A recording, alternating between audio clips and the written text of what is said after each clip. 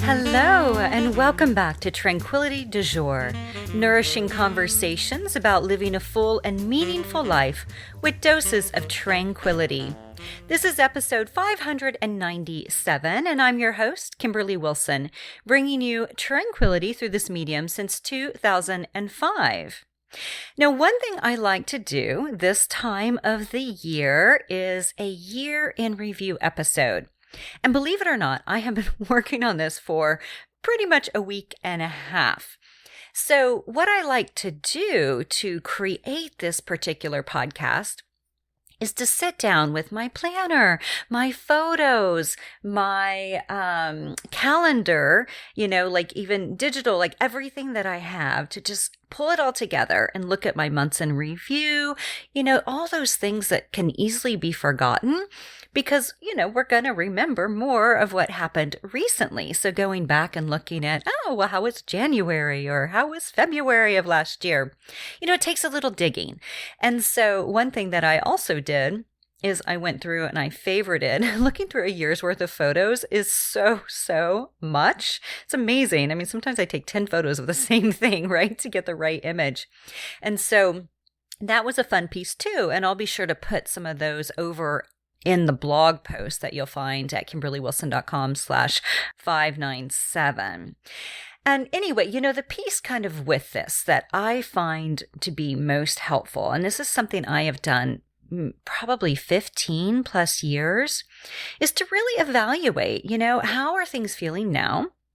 How do we want things to feel? What worked? What didn't work so well? And where can we make little baby shifts, right? We don't need some massive overhaul, but just, some little shifts. And so with that, I wanted to share with you. So first off, maybe my top 10 highlights. I have a list in the blog post, which you'll find, and it's kind of ridiculous. I mean, it names all sorts of things. And again, it's not to be like, oh my gosh, look at what I've done, because a lot of these are just really kind of, banal, like sort of basic, everyday, quotidian, type of things. And so it's not at all like, I climbed Mount Everest. These are kind of little everyday things.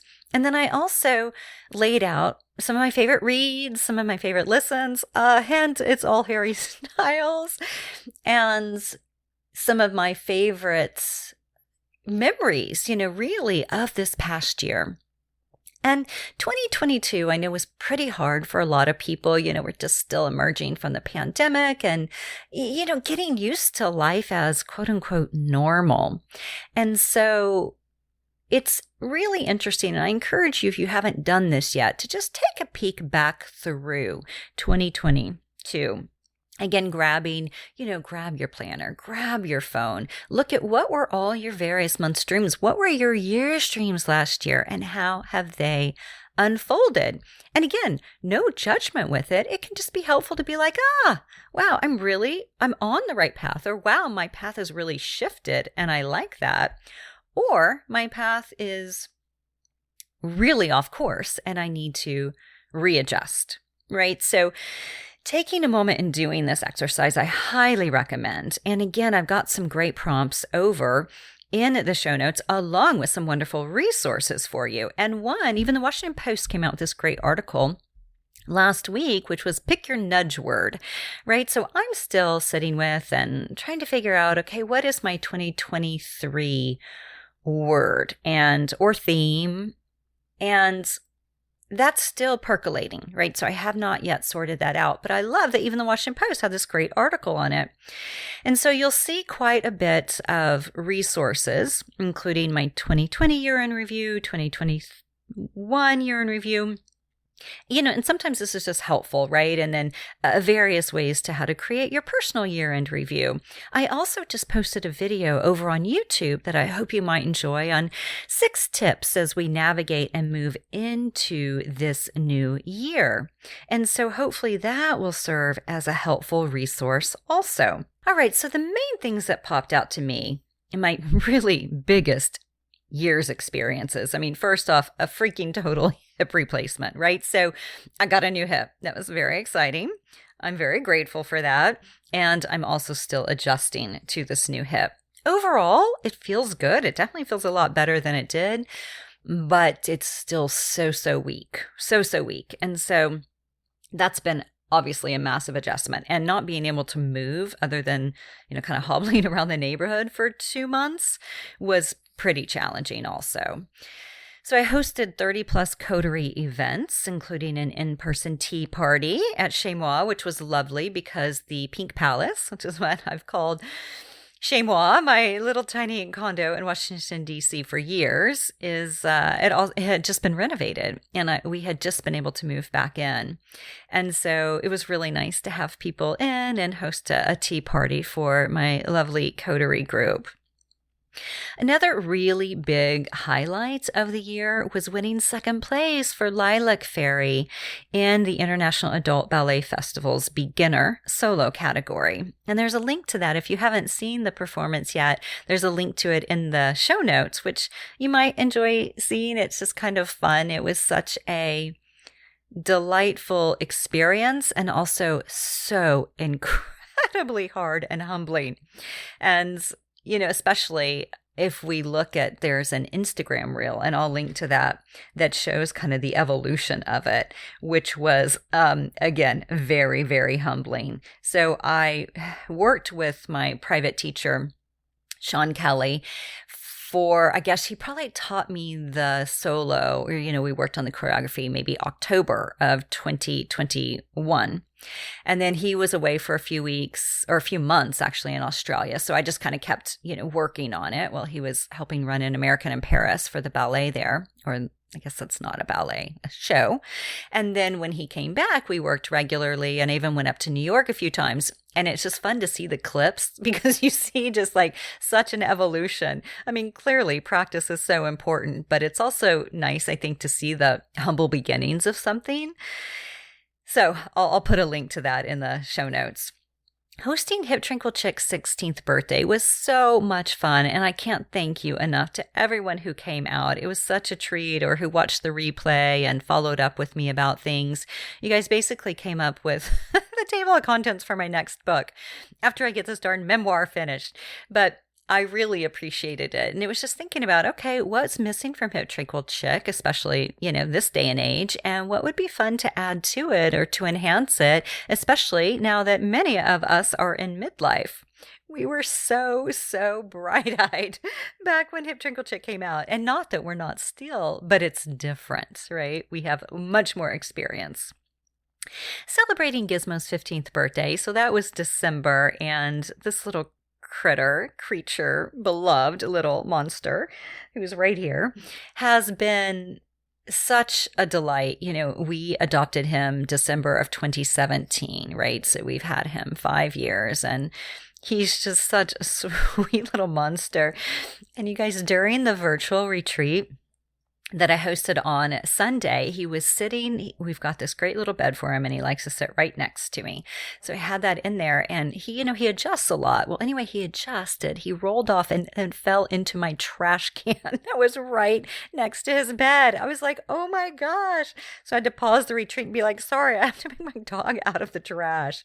So anyway, he's just funny, right? And a lot of work, but we love him. So celebrating his 15th was really sweet. Collaborating with clients through therapy. I have a full practice. I have an amazing group of clients that I am so grateful to be able to support.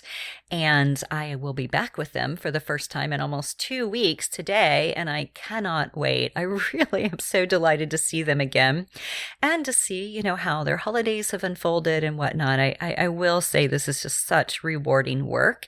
And I really love sitting one-on-one with my clients on a regular basis. I completed Memoir Draft 2.0, so I did that probably in the spring or summer, and then since then we've been working on the book proposal. And, having done nonfiction books before, which, memoir is, but it's just done differently. It's more storytelling, that I'm just very much, and then did this, and then did that, and then this, right? And that's not sexy, right? You have to enhance it in a way that is just not how I'm used to writing. And so it has taken me so much time to work with this process. Anyway, it's coming. The book proposal is drafted for sure, but it needs, a lot of love and tweaking before I get it to my agent and then, hopefully out to publishers. Developed a big crush on Harry Styles. And you guys, this might be like, oh, that's so silly. But I'll say like September, I remember I'm driving out to the cabin. Tim's away. And so I'm going out to his cabin in West Virginia because I was going to be solo with the dogs for a week. And Harry had been showing up in my reels. And I'm like, who is this guy? And I don't even like his music, right?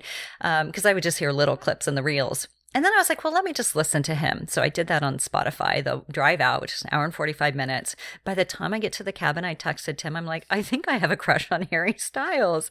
Then I became somewhat obsessed. And then I went to go see him in Chicago. And it's funny. It's like, I just found that, after discovering him, I had like a little pep in my step. It's so silly, but it really, these little crushes or these little like finding new gems that, clearly everyone else had found well before me. I mean, he's like the most popular pop star I think that there is right now. But, there's just something about it that just, I don't know, it's fun. It's really fun. And then I read the book, The Idea of You, that I highly recommend. And it's fiction, which, I rarely ever read fiction. I tell you, I could not put it down. 8 hours, read it like cover to cover. It's so good. And it's kind of loosely based on him, but it's, it's fiction. And then the other thing was traveled to Paris. I was able to go to Paris 3 times last year, which was amazing. It was such a delight. And, it is kind of my happy place. I have one trip planned this year in June to go see Harry Styles, 2 shows. And I'm taking my mom, and I got us both tickets to both of his shows. So that should be entertaining. That should be fun. So those were kind of my highlights of 2022. And then there's others that are listed here with links, such as hosting pet loss support sessions, being a guest on podcasts, signing up for a yoga retreat in freaking Borneo, you guys. I'm going in September. Could not be more excited. And this is through Borneo Orangutan Survival, which is one of the big nonprofits that we support now through Tranquility du Jour. So there's a lot of information in here.